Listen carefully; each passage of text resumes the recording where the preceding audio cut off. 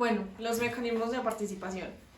Como primer mecanismo de participación tenemos el voto, que lo podemos encontrar en la Constitución Política en el artículo 258. El voto es el principal mecanismo de participación y uno de los más importantes. El Estado tiene la responsabilidad de proteger y de fomentar el derecho al sufragio. Y el Estado también debe fomentar el derecho al voto, y teniendo en cuenta que en Colombia el voto no es obligatorio, pero el voto es secreto y está garantizado por el Consejo Nacional Electoral, la Organización Electoral y la Registraduría Nacional Civil. El voto también puede ser en blanco y este es válido. El voto en blanco tiene ciertas características. Por ejemplo, el voto en blanco puede ganar las elecciones en el único caso de que se obtenga la mitad más una persona y por esa característica se repetirá la votación entre los candidatos que tuvieron el censo electoral más alto. Hay dos tipos de elecciones en el voto en blanco: los uninominales y los plurinominales. Los plurinominales se presentan cuando los partidos presentan las listas y de esas listas se pueden elegir varios candidatos, por ejemplo las asambleas departamentales, el Congreso. Y en las elecciones de voto en blanco uninominales, como lo dice el nombre, que es un único candidato, por ejemplo los alcaldes o los presidentes. Y el número de concejales depende de la población, tal cual sucede en Bogotá, que en Bogotá es en el lugar donde son diferentes a los otros departamentos y ciudades. El plebiscito. El plebiscito es la convocatoria que hace únicamente y exclusivamente el presidente, que la hace hacia el pueblo para que el pueblo mire si está de acuerdo o no con una decisión que quiere tomar el presidente. El plebiscito no puede modificar ni la Constitución ni tampoco proyectos de ley. El plebiscito se convoca por parte del presidente con la firma de todos sus ministros y se le informa al Congreso. El plebiscito tiene ciertos requisitos. Número 1. No requiere aprobación del Congreso. Este solamente se lo notifica y el Congreso mirará si es prudente o no aceptar la decisión. Número 2. Se revisa si es conveniente, que es lo que acabo de decir. Si el Congreso da la aprobación, lo va a revisar a ver si es conveniente o no como la decisión. Número 3. Si en un mes el Congreso no ha dicho nada frente a esta decisión, el presidente lo podrá convocar. O sea, que el presidente, si en un mes el Congreso no dictó ninguna decisión, por así decirlo, ninguna opinión, el presidente puede hacer libremente uso de la decisión. Número 4. Tienen exactamente 4 meses contados a partir del día que se le notifica la información al Congreso. Y número 5. Será obligatorio si participa más del 50% del censo electoral. ¿Ya estás grabando? El cabildo abierto. El cabildo abierto es la reunión pública en la que se convoca a la comunidad para que participen y discutan intereses de la misma comunidad. Esta no se da en cualquier momento, esta se da en un momento determinado y tiene que ser convocada por el mismo pueblo, con un número de apoyos no inferior al 5 por 1000. Esto significa que por cada 1000 personas, 5 tienen que estar de acuerdo con la decisión.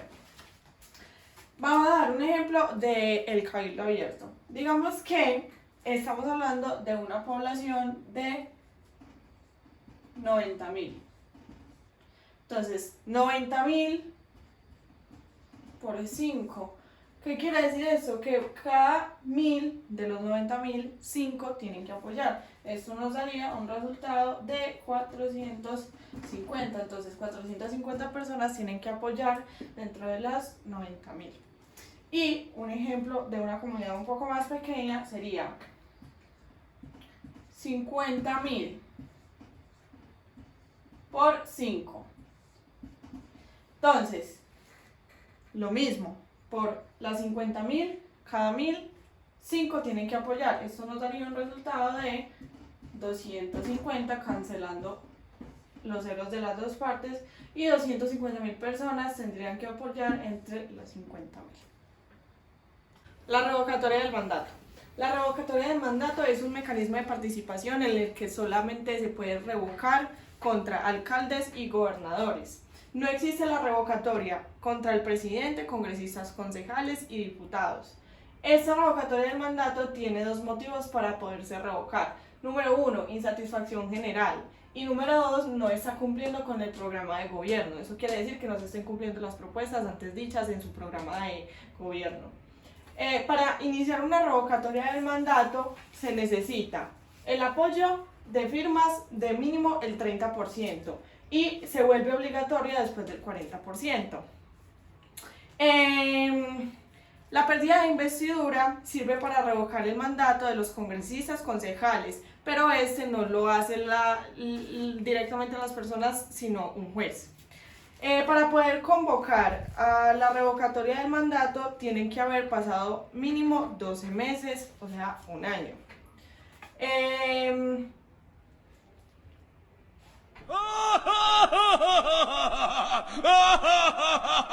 ¡Ay, pero qué idiota!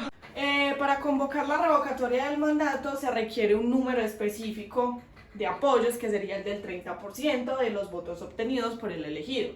Digamos que Peranito obtuvo 15.000 votos. Entonces esto hay que hacer la operación por el 30%. Entonces eso vendría quedando en 4.500. Y este sería el resultado. Entonces, digamos, con los otros candidatos. Entonces, Peranito, Tin. C, digamos que 13.000. D, digamos que 10.000. Y O, digamos que 5.000. Y el voto en blanco, que digamos que serán 4.000. Entonces lo que tenemos que hacer es hacer la operación, que esto nos daría un total de 50.000, y ese sería el resultado.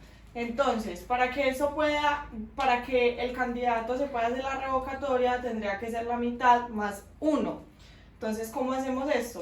Cogemos el resultado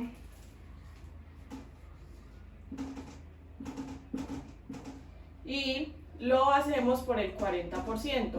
Ya sabemos que con el 40% sí tiene que ser obligatorio. Entonces, lo hacemos por el 40%, vendrán siendo la mitad, 20.000. Entonces la mitad TIN serían 10.000 personas, y para que haya la revocatoria del mandato tendría que haber 10.000 personas.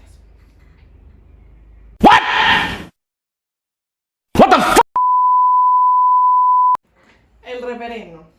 El referendo es la convocatoria que se le hace al pueblo para que apruebe o rechace un proyecto de norma jurídica o derogue o no una norma jurídica que ya está vigente. Existen dos tipos de referendo: el referendo aprobatorio y el referendo derogatorio. El referendo aprobatorio es cuando todavía no tienen una norma jurídica, y el referendo derogatorio es cuando se somete un acto legislativo o norma vigente para que el pueblo decida si sí o no deroga la norma. Bueno, de acuerdo con el alcalde territorial, el referendo puede ser nacional, regional, departamental, municipal o local. Para el referendo constitucional se requiere el 5% del apoyo del censo electoral. Igual que para el referendo de consulta popular nacional se requiere el 5% del apoyo del censo electoral. Y también para la iniciativa del acto popular también se requiere el 5% de apoyo del censo electoral. En el referendo legal o territorial se requiere el 10% del apoyo del censo electoral. En la iniciativa popular normativa territorial también se requiere el 10% del apoyo del censo electoral. Y si es una revocatoria del mandato, también se requiere el 10% del apoyo del censo electoral. Cuando se termina de recolectar las firmas, estas serán enviadas a la registraduría, la cual se encargará de la verificación de las firmas en un plazo de 45 días del calendario, claramente. Y hay unos motivos de anulación de firma. Los motivos de anulación de firma es cuando se firma más de una vez en la misma propuesta, cuando la letra, el nombre, el apellido y la cédula no son legales y cuando los datos son falsos. Y por último, hay dos tipos de normas.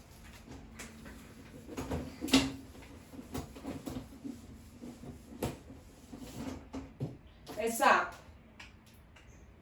los vicios de forma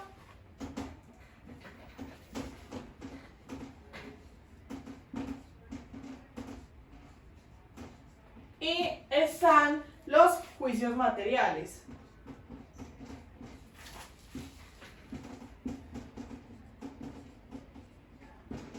Los vicios de forma son aquellos en los que se ve a la norma. Pues, o sea, es la forma en la que la norma se ve. Y los juicios materiales son los que tienen que ver con la esencia o con el contenido de la norma. Y ya. Bloque constitucional. El bloque constitucional está conformado por el estricto sensu y el lacto sensu. En el número 1 tenemos el preámbulo y en el número 2 tenemos los articulados constitucionales que vienen desde el artículo número 1 al 380, que este incluye los tratados transitorios. En el número 3 tenemos los tratados que son del artículo 93 de la Constitución, que habla de los tratados internacionales. Y en el número 4 tenemos los tratados limítrofes. De aquí nos desplazamos para la parte de abajo de la pirámide, que viene siendo el número 5, que son las leyes orgánicas, número 6, leyes estatutarias y número 7, los demás tratados.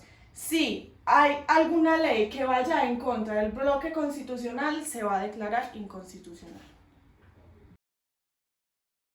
Es una muy buena pregunta, la verdad, y no sé qué contestar. Nunca lo sabremos. Sí, como si estas cosas pasaran.